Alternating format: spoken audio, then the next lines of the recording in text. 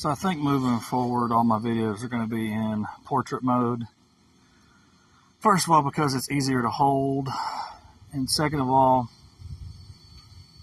you know, most people, when I watch videos, I can't stand turning my phone sideways. Like, you know, if you're on a computer, I get it. But so many people are watching things on their phones nowadays. It just seems like it's easier to be in vertical mode. But I've complained a lot about YouTube, the algorithm and everything. This chair's kind of fun. I really think the problem currently is the shorts. Because they're just, I keep seeing channels I've tried to hide. I keep seeing videos I've already voted on. There's a tuxedo cat I've never seen before. But it's just a lot more comfortable to hold the phone vertically. Okay, phones are just ubiquitous, and it's more comfortable. I'm just going to start recording in vertical mode. And the shorts, I'm going to go back to watching videos.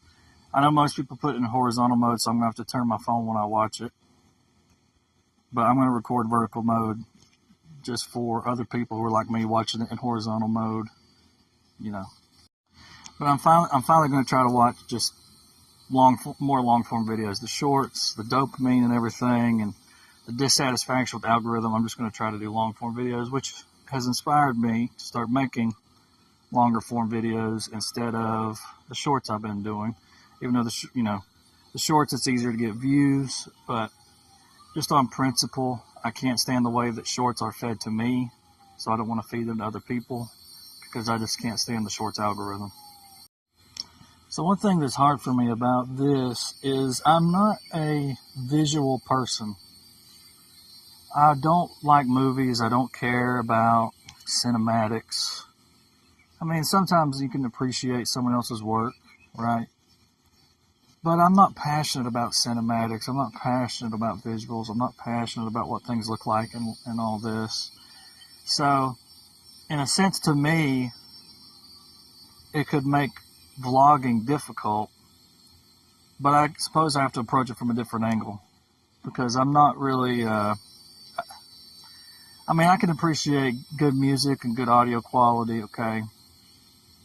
And there is a certain standard that you have to reach for, you know, audio quality. But it's like, how much do I care to make things sound good? And it's the same thing visually. You know, when it comes to visuals, I'm not really big on visuals. I don't care about movies. I don't care about cinematics.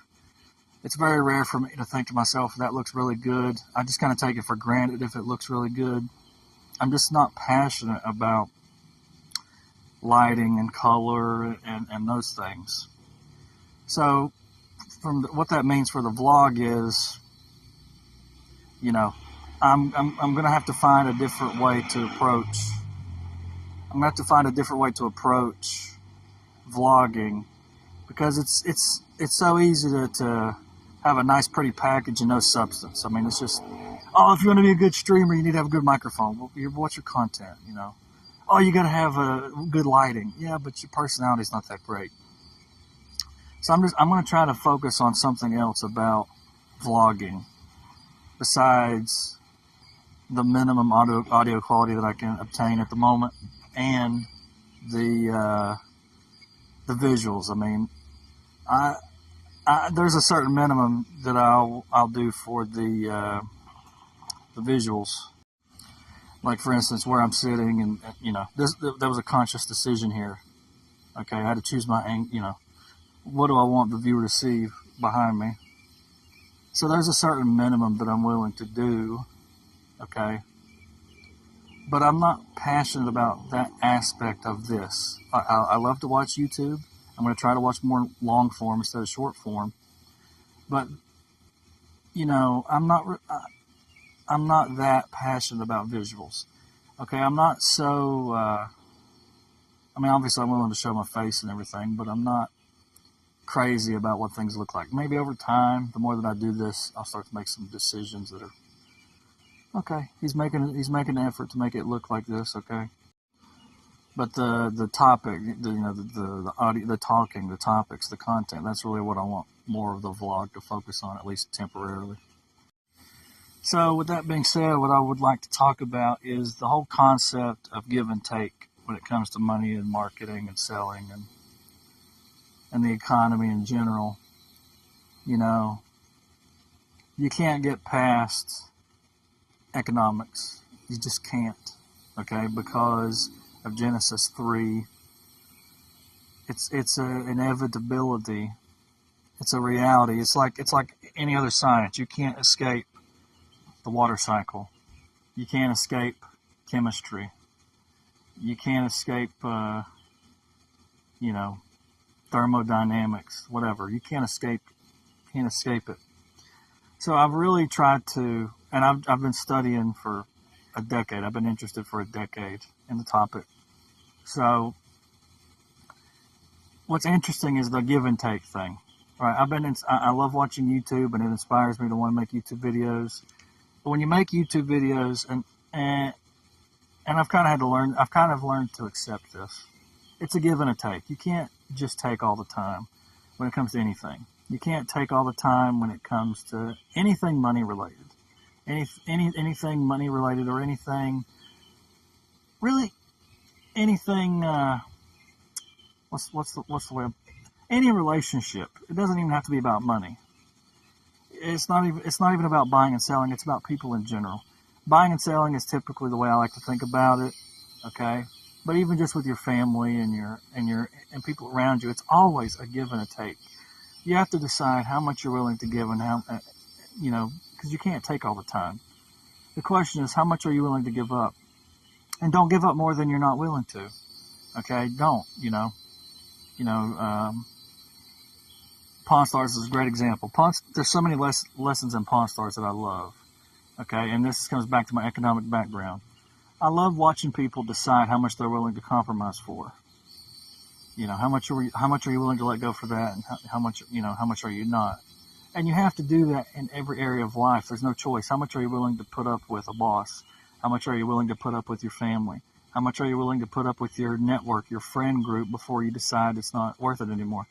How much are you going to put up with, a YouTube personality doing stuff you don't like before you decide not to?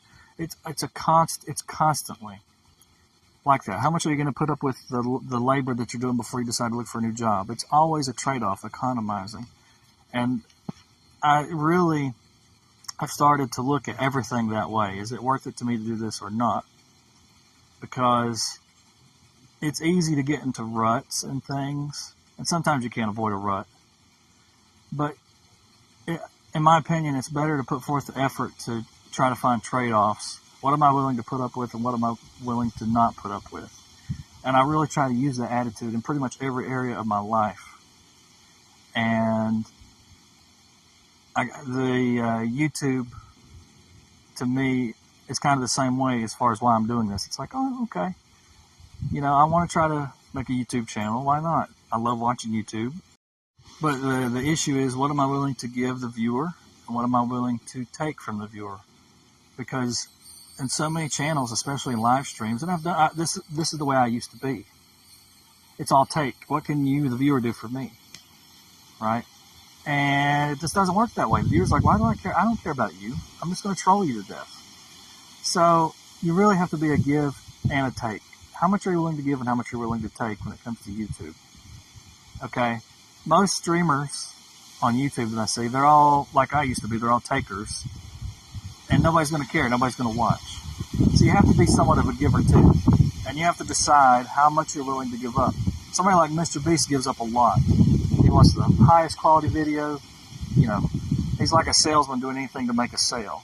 And I don't think there's anything wrong with that anymore, because everybody has to be part of what's called the economy. You have to sell yourself to people. You have to be useful to other people. That's just the way it works. And that's just the way he's decided to do it, and it's obviously worked out for him. He's given away tons of money from it. So, there's no point in being critical of it. Everybody has to sell themselves to somebody else. Everybody has to make themselves useful to other people. That's the way it works. And so you have to decide how much you're willing to give up for other people in order to get what you want. Most people, especially on YouTube, and like I said, I've been this way. It's all about take, take, take. donate to me. What are you doing? Well, I'm sitting here streaming. Yeah, but what are you doing? What are you doing for me as a viewer? How are you entertaining me as a viewer? And most people are like that. Most streamers are like that, and even people in general. But I'm trying to focus mainly on YouTube. Most people are like that, and I've been like that, where it's all take. It's all take. You have to decide how much you're willing to give. What's your limit? You don't have to get. You don't have to sell. You don't have to give all of it up. You don't even have to give any of it up. You can be a taker if you want, but you're never going to succeed that way. You're never going to grow a channel that way. You're never going to be successful in the world that way, in business that way, to be a taker all the time. You have to be willing to be a giver and give up things and compromise. But it's up to you to determine how much you're willing to do that. If you want to go, I mean, I don't think you can go 100. I don't recommend going 100%, because if you go 100%, you end up doing being in what I call the sad clown phenomenon. The sad clown phenomenon is, imagine you're a performer, an entertainer, a comedian, or an actor, and all you do is what other people want you to do constantly. It's like being Curly Howard, and they want to hit you upside the head all the time. And you don't want to do it, but you do it to make them happy. You people please, you do this, you do that. At some point, you have to take. You have to say, no, I'm not going to get hit in the head. And if they decide, well, all right, we're not going to, we don't want you in the show, we're not going to pay you, blah, blah, blah. If it's better for your health that way, then do it. I don't recommend going 100% give, because, like I say, the sad clown phenomenon is not where I don't think anybody wants to be. I'm not saying there's anything wrong with entertainers, performers, etc., but take care of yourself if you're going to be a performer, an entertainer, etc., or any line of business. Make sure you take too. It's probably better to take as much as you can, and then when you can't take anymore, that's when you start to give. Because the alternative is you just end up constantly being like one of the Three Stooges, hitting the head. I mean, Curly had so many problems from getting hit in the head all the time. I mean, his life story is kind of sad. That he was having strokes, and they speculate that a lot of it had to do with being hit in the head. You don't want to do that. You don't want to. Now listen, I love Curly, right? It's great for me he gave to me entertainment, but he did not take for himself the health of, I'm tired of getting hit in the head. That's what I'm saying. You don't want to do that. And if that means that someone's, Curly's not that funny anymore, so he's not getting hit in the head. Okay, fine. Go watch somebody else. I can't take it anymore.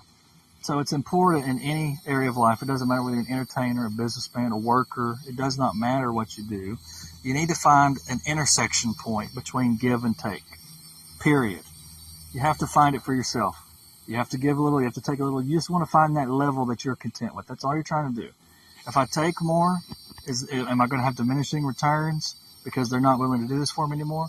If I give more, am I getting anything more than I'd get if I took a little more? But you have to find that balance, that level that you're willing to do it at. And like I say, if you're someone that can be a complete giver, that's great. But you really need to be careful, in my opinion, if you give too much. I think it's a great thing, but you just need to be careful. And you do need to take too. And if you're a taker all the time, eventually it's going to catch up to you. You have to be a giver too. You have to do both, but you have to decide your own level. With any area, with YouTube, any area, you have to decide, where am I willing to take and where am I willing to give? Because I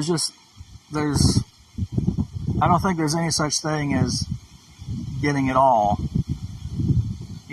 Once the fall happened, the fall of man, you got to work, period. You can't get away from it because of Genesis 3:15. So it's not like there's no paradise anymore. There's no, at least not here on earth. There's no paradise anymore here. So you have to give and take, period. But just find your level that you're happy with. If you're happy giving more than taking, if that makes you happy, then do that. But just make sure you don't get stepped on, and make sure you start taking when you need to take. So for me, as far as the YouTube channel is concerned, that my taking is concerned, yes, I love to have viewers, okay, but I'm not a performance monkey. I'm gonna make sure I'm not gonna give to an extent that I'm not happy with, where I'm the sad clown and I'm getting all these numbers. I'm trying to figure out where I'm willing to give and take when it comes to YouTube, because I used to be a taker. I was a major taker on my old YouTube channel, and of course I didn't get the results that I wanted, but I was still happy with it up to a point. I was happy during the production process. I was not happy with the market results, as most people aren't. And so now I'm willing to be a little bit more of a giver, but I still want to make sure I'm more of a taker than a giver. At least, I'm trying to find that balance for myself of how much I'm willing to give and how much I'm willing to take. Because I guess my principles have shifted quite dramatically the older I've gotten and the more I've learned about the world and how it works. My outlook on life is just different than it used to be. And so I'm trying to find for myself that balance where I'm not a taker anymore, or I'm not a 100% taker. And then you get mad, and aggravated when things don't go your way. You can't do that. But I'm trying to find that level. And everybody's got to find that level of give and take. And that's what I'm trying to do. And it's personal. There's nobody that can tell you where your level is. You have to find it for yourself. But that's kind of the attitude that we need to have moving forward in the world, is give and take. How much are we willing to give? How much are we willing to take? And then, the chips fall where they may. But that's kind of the attitude that we need to have. And that's the attitude I'm going to try to have with YouTube, because I love watching. It inspires me to do it. It's like, okay, so how much am I willing to give to the audience, whoever it is, or how much am I willing to sacrifice to try to gain an audience and all this in order to take their views and whatever it is that I'm trying to gain from YouTube. Because I love watching YouTube. I do. I don't really care about any other social media site, social networking site. I don't really care. I really enjoy YouTube. It has major problems, okay, where you can't find stuff that you want to watch and you keep getting recommended stuff that you don't want to watch. But it's an interesting era to be in, especially as much as I've read, and people typing on typewriters, and nobody had this opportunity before us except for a small minority of people. People didn't have cameras and microphones and places to share it with the world. This is a different world than it's been in the past. And so, to me, it's just an opportunity. I don't know what for. I don't know what the point is. Why did God ordain for all of us to have the internet at this point in time? I don't know. Why didn't they have the internet in the 60s? Why did God decide to give us the internet in 2025 and not give us the internet in 1960? I don't know. But He's given it to us. We have it. And so I'm trying to figure out what to do with it. What for myself. I've done a lot with it in the past, and some good things have happened from it. And so I'm trying to figure out what I can use it for that will be beneficial to me on this give and take scale. Because I love watching YouTube, and it makes me want to make YouTube videos, and I just want to figure out where the give and take is as I do this. Because this is a tremendous opportunity. I understand the whole doom scrolling thing, and it's hard to find content you like. I get it. It's not perfect. There's a lot of problems with it. But there were problems in the 60s too. There were problems in the 1800s too. They're just different problems. And ultimately, theology is the arena in which our problems are, where they exist and where they are fought. But to me, this is a tremendous era of technology and the ease with which we can do this. And I know there's problems. It's easy to get banned or whatever. I get it. It's not perfect. There's not a lot of options out there for video platforms. I get it. But just give it time. Let the market work itself out. That's kind of my modus operandi. I give it time and let the market work itself out. I'm not going to worry about it too much. And in the meantime, because I've taken so much from, I love watching YouTube, it's inspired me to want to give more back to the platform, because I love YouTube. Even though it's hard to find stuff, I just love the fact that in this era, we're able to do this. Anybody's able to do this. And the quality of cameras are better than they've ever been before. We don't have those crappy cameras of the early 2000s anymore that are so granulated and 30 FPS. Okay, this microphone, I kind of want a Rode microphone, but this is decent for now. There's just so much opportunity to do this. And I want to seize that opportunity to do this because it's just sitting there. It's there. It's there. We watch people do it all the time. We scroll all the time. We see people doing it all the time. So I and you might as well do it. Find out what are we wanting to give to people, and what are we willing to take from them? What are they willing to give us when we give them? And what are we willing to give them? I want to find out for myself, and I've kind of done that in the past, and I want to continue to do that in the way that it is manifesting itself now on YouTube instead of Twitch that I used to do, or the old YouTube channel that I used to do. I want to do it a little differently and see where this give and take mechanism takes me on this platform. But it's such a huge opportunity. Everybody has a cell phone nowadays. I mean, everybody has a cell phone nowadays. So you might as well take the opportunity and figure out where you fit into the market of this, or just the market in general. I'm not going to, just where you fit into the market in general. And if you fit into the market of, hey, I want to make YouTube videos, then do it, because it's such a huge opportunity to do. It really is. It's a huge opportunity. Now, if you can't figure out what to do with it, that's fine. Don't do it. If you don't want to do it, that's fine. Don't do it. If you don't like it, that's fine. Don't do it. But if you like it, that's what, do it. It's not like back in the 1600s, everybody was a writer, but the people who liked to write and the people who could find quills and parchment and ink, they wrote. And now, us nowadays, we read what they wrote. Look at what this guy wrote in 1750 or 1651. Isn't that cool? So you might as well do the same thing now. I mean, it's kind of crazy to imagine that the year 3000 will exist. Imagine that the Lord has ordained for there to be at least 3,000 years. And then imagine somebody's watching this in year 3000. I mean, it's like us looking back on history, reading things from 1650. We don't know how people are how this is going to shake out in the future. And that's kind of interesting to think about, but they didn't know when they were writing things in the 1650s that we were going to read it they didn't realize that, all the details of us reading those things today, but they still took the time to write and do it because they wanted to. So to me, it's the same thing. I'm going to take the time to do it just like they did. They didn't know how it was going to shake out, but they wanted to. And so I'm going to do the same thing because I want to. I want to see how it's going to play out. Man, that's distracting. I want to see how it's going to play out. But just, carpe diem. I know that means seize the day, but I'm going to seize the opportunity. If I like watching YouTube, I've got a YouTube channel, I've got a camera with a microphone on it, I might as well see what's going to come of it, just like the guy with the quill and parchment who wanted to see what came of what he wrote in the 1650s. It's the same thing. And then maybe 500 years from now, somebody's going to watch it. Wouldn't that be crazy? 500 years from now, somebody's watching this video. I mean, the same thing happened with the writers in the 1650s. They were writing, and they didn't know that I was going to read the stuff that they wrote. They had no idea where it was going to go.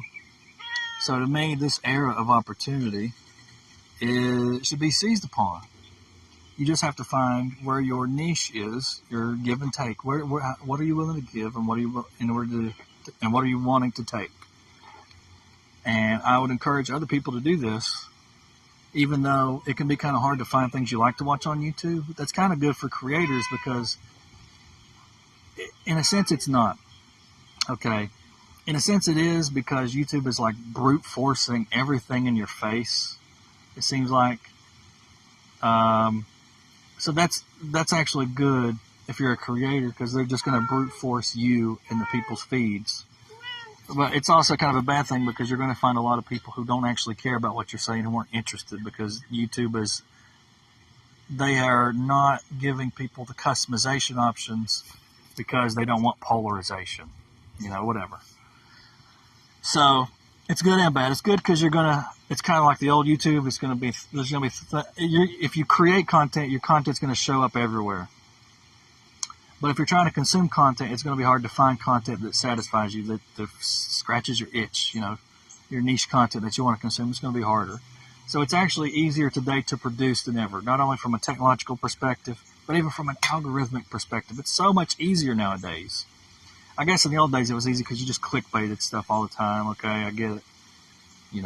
Whatever. But I would encourage people to do this. Do what I'm doing right now. Find what you want to give to the world, and think about what you want to try to take out of the world from them, and figure out that intersection point, and just do it. Get your cell phone out or whatever, start a YouTube channel. Think about what you want to give to the world, but also make sure you consider what you're wanting to take too. Don't go into it from a purely 100% either or. Don't go into YouTube with a 100% give attitude, in my opinion. Okay, that's hard. You're going to end up like Curly Howard with getting hit in the head all the time. But figure out your give and take, how much you want to give, how much you want to take, and then start your YouTube channel of what you want to give, and think about what you want to take. Your goals for taking. And then you're constantly going to be, what's the word I'm looking for? Equilibrating that give and take mechanism within yourself, where you're like, okay, so you're going to find your own give and take as you do it. How much am I willing to change? How much do I want to go this direction that the audience wants me to go, or do I want to go this direction to see if the audience wants me to go this way? Things that big YouTubers already know, and most people already know. But for me, it took a long time to stop being a taker and to figure out how much am I actually willing to give. But you never want to be a 100% giver unless you're just like, Mother Teresa or something, which more power to you. If you're a taker, you want to be more like Mother Teresa than Curly Howard. You don't want to be like Curly Howard, and you don't want that. You don't want to be a 100% giver. But if you're a 100% taker, nobody's going to give you anything. Okay? Nobody's going to be happy that you stole from them. So find your own personal intersection point of give and take. And I would encourage you, within that give and take mechanism, to consider starting a YouTube channel if you haven't. Find what you're wanting to give to the world, and think about what you're wanting to take out of the world, and use that within your YouTube channel, or whatever you're going to do. Whatever it is, small business. I'm trying to encourage people to do YouTube because the barriers to entry are so low. I understand it's hard to get found. I get it. There's whatever algorithmic, blah blah blah blah blah. I still think it's worth it. Personally, I enjoy it. This is part of my take. I like doing it. The viewers don't. The numbers. They are what they are. I used to lose sleep over it because I was a 100% taker. I wanted all the numbers. I wanted all the ad revenue. I wanted all. And I wasn't willing to give up a damn thing to get it. I wasn't willing to do anything that anybody else wanted me to do. I wasn't willing to compromise one iota for an audience. It doesn't work that way. So find your intersection point, your medium point between give and take. And start a YouTube channel and find out where your intersection point is between give and take. What am I willing to give on this YouTube channel? And what am I looking to take away from this YouTube channel from the viewer? Or what am I willing to receive from them? Not take away, but receive from them. What am I trying to obtain from them? And just do it and start it. That's what I'm going to try to do. That's what I've been doing. That's kind of what I want to try to do. I'm trying to find my give and take intersection point with YouTube. And I would highly encourage everybody to do it. Look up different creators and how to grow a channel, and et cetera, et cetera. Find personalities you like. Use the don't recommend channel as much as possible. Use the tools that they give you. And just do it. Do this. Do what I'm doing. I'm going to try to figure out what the next thing I'm going to do is with it. But I really enjoy it. I've enjoyed it. I enjoy watching. And I enjoy this. I enjoy making videos and talking to the camera. And I enjoy being part of the YouTube culture, the YouTube zeitgeist. I love watching, and it's inspired me to create. That's pretty much the bottom line. I love watching. I love watching. It's crazy how ubiquitous it is nowadays. You've got people in garages. You've got people, landscaping. You got people gardening. They got sheds. Any niche or whatever. There's so many out there, and you can find so many different things. even though YouTube kind of makes it hard sometimes. Ooh. So I just want to be part of. I want to be part of that. I want to be part of YouTube. I want to be part of what I want to be part of what I love so much about it. I want to take the enjoyment that I get from watching and use that in producing. I just want to be part of this cycle. I want to be part of this cycle. You know what I mean? You give water to the garden, and the garden gives you food. It's a cycle. A cycle of life. I want to be part of the cycle of YouTube, where I consume a lot of YouTube, and then I want to figure out what I want to produce within YouTube. And I don't really know exactly where it's going to go or anything like that, but I'm trying to figure it out.